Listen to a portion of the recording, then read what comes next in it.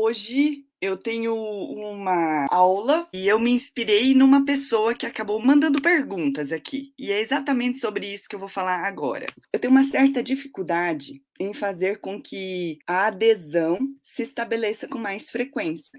Tem dificuldade em fazer esse paciente voltar de verdade. Uso como motivação demonstrar os benefícios e malefícios de uma prevenção. Uma prevenção com periograma, sim, periograma é importante fazer, e uma reavaliação periódica de 6 em 6 meses, de 3 em 3 meses em pacientes de orto.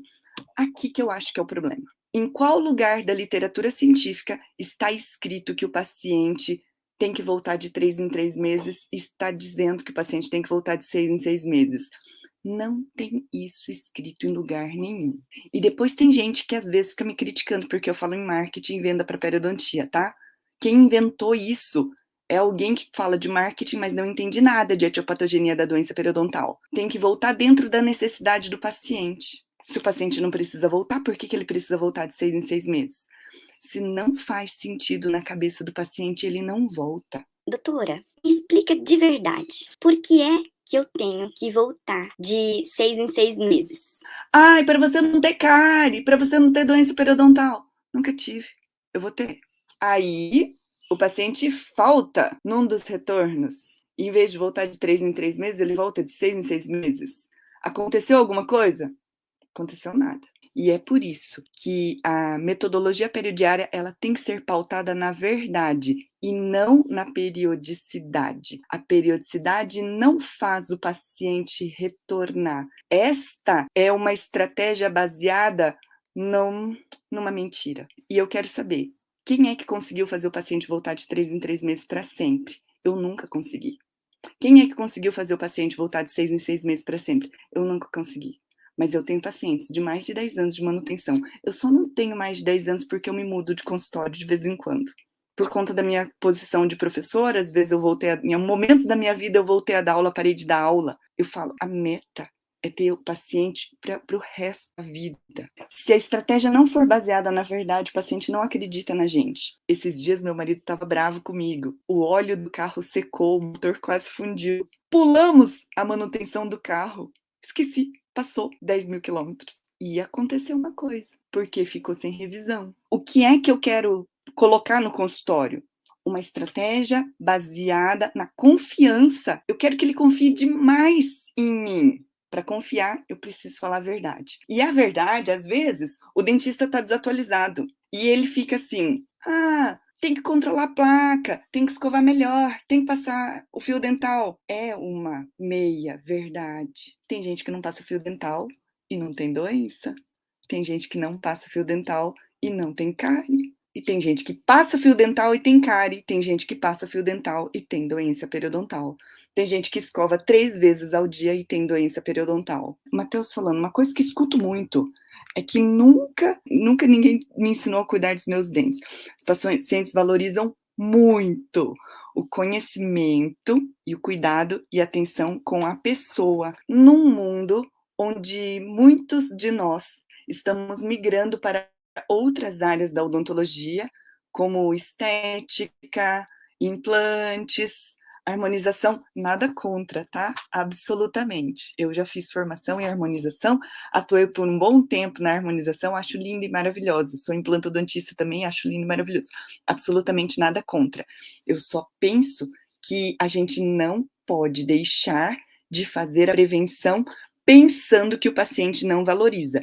O paciente não valoriza a prevenção se nós não soubermos trabalhar isso de uma forma adequada. E a prevenção não se vende sozinha. Por isso, todo mundo está indo para a estética, porque a estética se vende sozinha. Só que está todo mundo entrando num mar de uma concorrência gigante. Quem está trabalhando com a odontologia preventiva está com grandes avanços no seu consultório, porque você se torna um dentista único e diferenciado. E a gente não tá batendo na tecla boba, tem que escovar o dente, tem que passar o fio dental 3 vezes ao dia, repete, repete, repete, repete. O paciente não é bobo e ele não gosta disso. Ele gosta de uma explicação que faça sentido na cabeça dele. E o adulto, ele não gosta de receber uma aula, como eu fazia. Oi, paciente, agora eu vou te dar uma técnica de escovação. Em outras palavras, estou falando adulto. Adulto, tudo que você escova, do jeito que você escova, tá errado. Eu vou ensinar o jeito certo. Aí vou lá ensinar a técnica de escovação. Ai, o adulto odeia isso. Por quê? Dentro da andragogia é a técnica, é a arte de ensinar o adulto. O adulto só aprende dentro da necessidade. Se você mostrar claramente que ele precisa disso para aquilo, quando você mostrar claramente que ele precisa desse conhecimento para alcançar o fim, você tem a atenção dele. Se você explicar para o adulto porque ele precisa saber, por isso a estratégia de voltar de 6 em 6 meses não funciona. Oi, paciente, você tem que voltar de 6 em 6 meses, por que tem que voltar de 6 em 6 meses? Por quê? Porque senão vai ter doença. Não tive.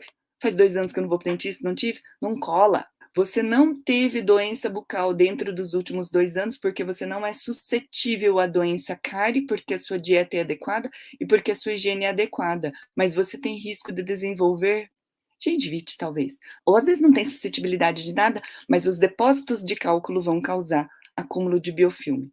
Ou podem induzir ou iniciar um desequilíbrio microbiano. Pronto, tá explicado? Mas não explica desse jeito, porque aí tem as histórias que colam na cabeça que a gente vai explicar. Isso faz sentido. Aí outra coisa que o Matheus colocou, tá? O cuidado e atenção com a pessoa do paciente. Então agora eu vou falar um pouco traduzindo o marketing para a periodontia. Nós estamos vivendo numa era onde você somente oferecer o serviço ou produto não funciona. Você só abrir o consultório para atender, não funciona. Na minha cidade tem grandes clínicas, lindas, maravilhosas.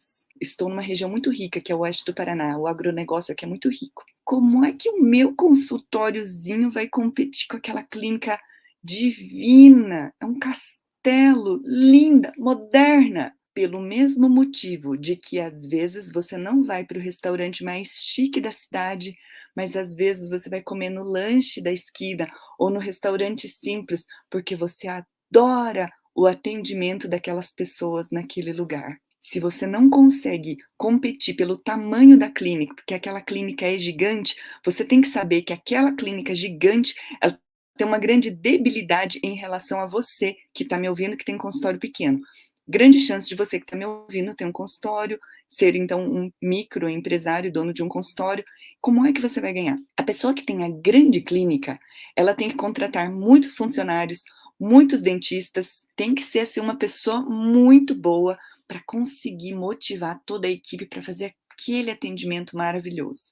Enquanto você, consultório pequeno, tem a possibilidade de fazer um atendimento personalizado, atencioso para o seu paciente. E não tem nada melhor do que a pério básica preventiva para isso, porque nós ensinamos o fundamento para o paciente manter saúde, manter autoestima, manter dente bonito, manter dente brilhante, manter aquilo que acontece todo dia.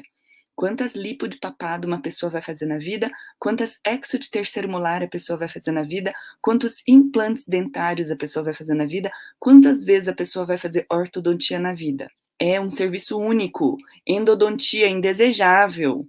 Depois que fez, não quero fazer nunca mais, demora demais, com todo respeito para os endodontistas. Mas a gente tem que estar consciente de que o que nós fazemos na odontologia, muitas vezes o paciente precisa.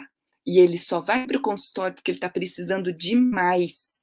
Mas, depois que ele não precisar, ele não quer colocar o pé. Agora, se você quiser paciente retornando sempre, e não é fazendo limpezinha barata, porque a limpezinha barata te quebra, te leva à falência. Quer um exemplo? Se você não tem clareza da sua hora clínica, ai, meu paciente não vai pagar mais do que R$70. Será que R$70 paga o seu custo hora clínica? Se isto não pagar a sua hora clínica, é o tipo de serviço que quanto mais você atende, mais prejuízo você tem. Se alguém está dando limpezinha de graça ou limpezinha barata, quanto mais você faz esse procedimento, mais você tem prejuízo, mais você afunda, perigoso. É por isso que a profilaxia tem que ser valorizada e é isso que eu ensino. Em outras palavras, eu ensino como o dentista vai ganhar mais dinheiro através de um procedimento básico, cotidiano, rotineiro, muito valorizado, muito importante e super pautado na verdade. Não adianta mandar o paciente voltar se ele não tem a necessidade. Não adianta fazer o paciente voltar se este retorno não tem um fundamento lógico na cabeça do paciente. Não adianta ter lógica na sua, mas às vezes não tem lógica na cabeça do dentista, não tem lógica na cabeça do paciente. Não aconteceu nada mesmo, não vou voltar, vou economizar no dentista, porque eu quero fazer alongamento de cílios, quero fazer escova progressiva, preciso pagar picanha do fim de semana, o futebol, tá entendendo?